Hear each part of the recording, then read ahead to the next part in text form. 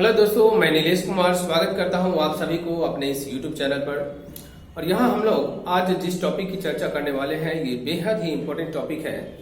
और ये इलेक्ट्रोस्टैटिक्स का यहां से जो भी हिस्सा हम लोग पढ़ने वाले हैं वो सारा का सारा इसी टॉपिक से संबंधित होगा। ये गॉसेस थ्योरम इसका नाम है। और इससे समझने के लिए इससे पहले की एक दो वीडियो देखना जरूरी है। अगर आपने इलेक्ट्रिक फ्लक्स नहीं देखा है, इलेक्ट्रिक लाइंस ऑफ फोर्सेस नहीं देखा है, और linear charge density, volume charge density और सरफेस चार्ज डेंसिटी का वीडियो नहीं देखा है, तो आप पहले हमारे चैनल के प्लेलिस्ट में जाएं और इलेक्ट्रोस्टैटिक्स वाले प्लेलिस्ट में वहां पर हमने नाम लिखा हुआ, सबका हेडिंग दिया हुआ है, थंबनेल पर लगा हुआ है हेडिंग। तो आप वहां से पहले इन 3-4 वीडियो को देख ले तो ज्यादा बेहतर ढंग से आप समझ पाएंगे। यहाँ हम लोग आज जिस टॉपिक को चर्चा करने वाले हैं वो है गॉसेस थ्योरम, और इसके बाद derivation of Coulomb's law with the help of Gauss's theorem का वीडियो अपलोड करेंगे हम।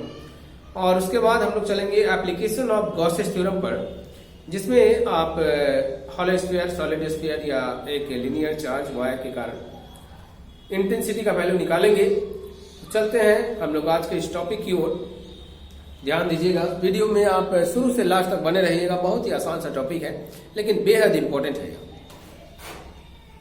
गॉसेस थ्योरम स्टेटमेंट क्या करता है, जैसे कोई क्लोज सरफेस है, हमारा एक क्लोज सरफेस है, एक बंद डब्बा है और उसमें कोई चार्ज रखा हुआ है, तो उस चार्ज से निकलने वाले जो भी इलेक्ट्रिक लाइंस ऑफ फोर्सेस है, अगर पॉजिटिव चार्ज होता है तो इलेक्ट्रिक लाइंस ऑफ फोर्सेस बाहर की ओर निकलते हैं, अगर नेगेटिव चार्ज होता है तो इलेक्ट्रिक लाइंस ऑफ फोर्सेस अंदर की ओर आते हैं। ये हमने बताया है इलेक्ट्रिक लाइंस ऑफ फोर्सेस वाले वीडियो में। तो कोई भी बंद डब्बा है, उसमें अगर एक चार्ज हमने रख दिया है, यानी कि वो चार्ज इनक्लोज हो गया, बंद हो गया, तो वहां से टोटल फ्लक्स कितना आने वाला है। फ्लक्स दो तरीके से, एक फ्लक्स आप इस फॉर्मूले से भी निकाल सकते हैं कि phi equal to integration EDS cos theta. ये भी फ्लक्स का ही फॉर्मूला है, phi equal to whole over integration, इसको होल ओवर इंटीग्रेशन कहते हैं, whole over integration EDS cos theta. तो फ्लक्स का वैल्यू आप यहां से भी निकाल सकते हैं, लेकिन तब निकाल सकते हैं जब आपको वहां का इलेक्ट्रिक फील्ड इंटेंसिटी मालूम हो, वहां का एरिया मालूम हो, और फिर वहां का एंगल मालूम हो कि इंटेंसिटी और एरिया के बीच में एंगल कितना बढ़ रहा है। लेकिन यहां पर गॉसेस थ्योरम, ये गॉस साहब ने बहुत ही आसान कर दिया। हमें यहां पर 3 चीजों की आवश्यकता होगी, लेकिन गॉसेस थ्योरम में सिर्फ अगर आपको चार्ज का मैग्नीट्यूड मालूम है तो आप वहां का फ्लक्स कैलकुलेट कर सकते हैं। जैसे यह एक बंद सरफेस है और यहां पर एक चार्ज है क्यू, तो ये एक क्यूब है, ऐसा क्वेश्चन एनसीईआरटी में भी दिया हुआ है। तो यह एक क्यूब है और ये एक चार्ज को इंक्लोज कर रहा है क्यूब, तो यहाँ पर टोटल फ्लक्स कितना होगा। तो इस थ्योरम के अनुसार देखिए, जरा थ्योरम को देखते हैं। It states that the total electric flux through a close surface, एक बंद सरफेस है, एक क्लोज सरफेस है, वहां पर टोटल इलेक्ट्रिक फ्लक्स कितना होगा, enclosing a charge is equal to 1/ε0 times to the magnitude of the charge enclose. बस कुछ नहीं है, 1/ε0 से गुना कर देना है उस चार्ज को, तो आपको टोटल फ्लक्स मिल जाएगा। मतलब यह कि इस थ्योरम के अनुसार फाई इक्वल टू आपका अगर चार्ज जो इनक्लोज है वह क्यू है, तो आप वो क्यू इंटू 1/ε0 कर सकते हैं, यानी कि finally phi equal to q by ε0 आएगा। और ε0 का वैल्यू तो जानते हैं, 8.854 इंटू 10⁻12। तो यहां से आप बना सकते हैं इसको आसानी से, फाइनल वैल्यू। अब एक चीज ध्यान देना है, जो चार्ज इनक्लोज है उसी से मतलब है हमें। आपको कभी कभी इस तरह का सरफेस दिया होगा, Q1, Q2, Q3, Q4, Q5, इस तरह का कुछ सरफेस दिया होगा और कहा जाएगा कि आप गॉसेस थ्योरम अप्लाई कीजिए और बताइए यहाँ पर फ्लक्स के लिए आप क्या फॉर्मूला लिखेंगे। तो आपको करना क्या है कि फाई इक्वल टू जो चार्ज अंदर में सरफेस से घिरा हुआ है उसी चार्ज से हमें मतलब होना चाहिए, बाद बाकी जो भी आउटर चार्ज है उससे हमको मतलब नहीं है। यानी कि Q1, Q2 और Q5 यही चार्ज घिरा हुआ है, Q3 या Q4 बाहर है। तो आप यहां पर Q1 plus Q2 plus Q1, Q2 और Q5, बस यही आपका टोटल चार्ज इतना हो गया।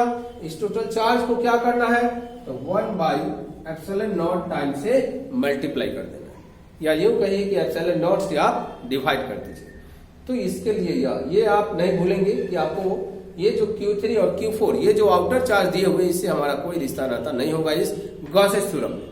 ओके, तो ये था स्टेटमेंट, एक बार फिर से पढ़ लें। It states that the total electric flux through a close surface, surface हमेशा क्लोज होना चाहिए, ये भी बात है, सरफेस हमेशा क्लोज होना चाहिए।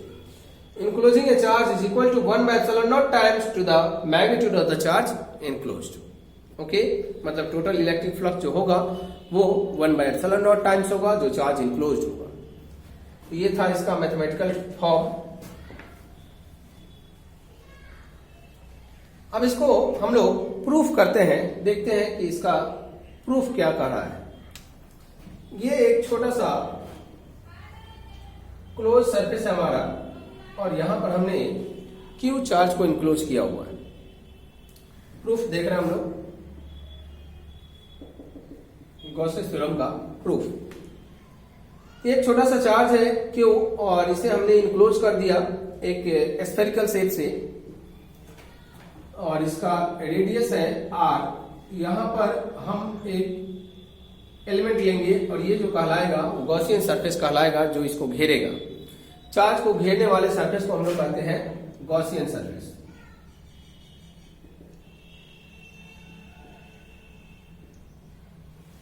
इस गॉसियन सरफेस में हम लोग एक स्मॉल एरिया एलिमेंट ले रहे हैं जो ds है, यहां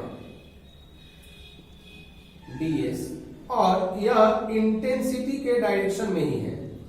मतलब इंटेंसिटी और आपका ये जो एरिया है दोनों सेम डायरेक्शन में है, यानी कि एंगल यहां पर 0 डिग्री हो जाएगा। एंगल जो है वह 0 डिग्री लेंगे। Now from definition of electric flux, electric flux का डेफिनेशन कहता है कि phi equal to whole over integration E D S cos theta, और थीटा का वैल्यू कितना लेना है, 0 डिग्री लेना है, और ई कांस्टेंट है बाहर निकल जाएगा, ds cos 0 डिग्री। और एक पॉइंट चार्ज के कारण r डिस्टेंस पर जो इंटेंसिटी का फॉर्मूला होता है, जो वैल्यू होता है हम लोग पढ़ चुके हैं, वो होता है 1 by 4 pi epsilon naught Q upon r square. ये इंटेंसिटी का फॉर्मूला है एक पॉइंट चार्ज के कारण। यहां पर हमने एक चार्ज लिया है पॉइंट चार्ज Q, इसके कारण r डिस्टेंस पर जो इंटेंसिटी होगा वह यह है 1/4 pi epsilon naught Q by r square. और यहाँ इंटीग्रेशन ds, मतलब आप इस ds के पूरे हिस्से को इंटीग्रेट करना चाहते हैं, तो जो आपने स्फेरिकल शेप लिया है उसका टोटल सरफेस एरिया यहाँ पर होगा, और वो टोटल सरफेस एरिया, स्फीयर का टोटल सरफेस एरिया कितना होता है, 4 pi r square, 4 pi r square. यानी कि इस integration whole over integration ds के बदले हमने रखा है 4 pi r स्क्वायर, और ये इंटेंसिटी के बदले रखा है 1/4 pi epsilon naught Q by r square. Okay, cos 0 का वैल्यू 1। अब यहां से आप कैंसिल कर लीजिए 4 pi r स्क्वायर को, तो आपको फाइनली बचेगा Q upon epsilon naught। और इस तरह से हमारा यह गॉसेस थ्योरम प्रूव हो जाता है। ठीक है, तो आप इतने हिस्से का स्क्रीनशॉट ले लें, इसको आप कॉपी में नोट कर लीजिएगा।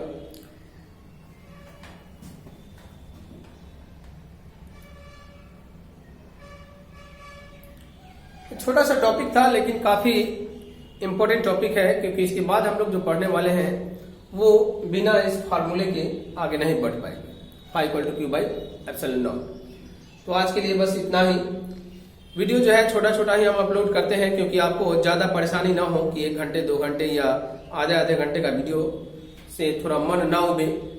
तो छोटा छोटा वीडियो होता है लेकिन काफी इंपॉर्टेंट और बहुत ही बेहतरीन ढंग से हम समझाने की कोशिश करते हैं कि आप सीख पाए कुछ, और हमारे साथ बने रहिए।